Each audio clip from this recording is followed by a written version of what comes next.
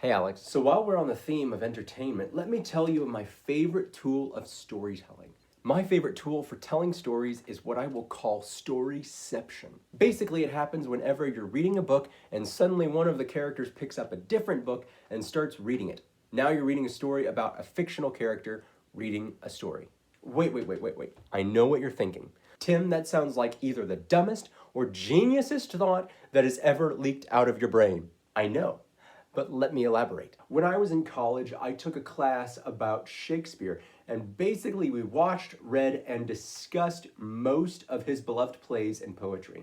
In that class, I read probably the most impactful play of them all, for me anyway, which was a little play called Hamlet. You might remember the VeggieTales version called Omelette.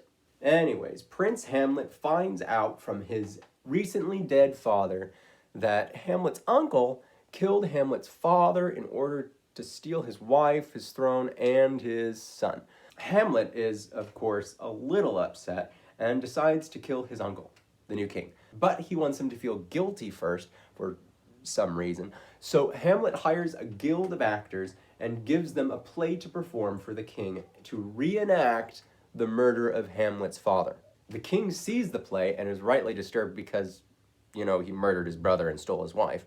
Then the audience gets a chance to see more than one perspective of the story as the uncle, in fear and trembling, goes to the confession booth and Hamlet is torn again because since the uncle confessed to God, then presumably he won't burn in Sheol for all eternity. I love this tactic Shakespeare used because it makes the story itself become more real. The cast of characters almost step off the stage and join the audience in real life, and they're all watching a play together, knowing they could be sitting next to the murderous king.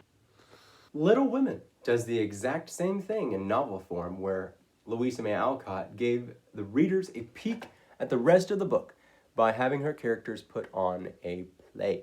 All of the four March sisters love to put on plays for their mother Marmee and the housekeeper Hannah, but in the very first chapters, we see them playing Pilgrim's Progress in their family childhood. They literally portray the outline of the second most printed book in history and each take on the role of Christian, the main character.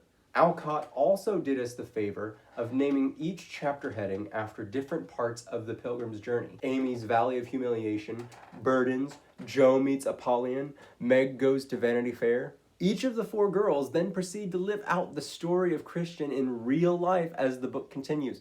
It's marked as an American classic, but really Alcott just used her own characters to translate the beloved classic from Puritan allegory to romantic literature. I know it's transcendentalist, but what the heck.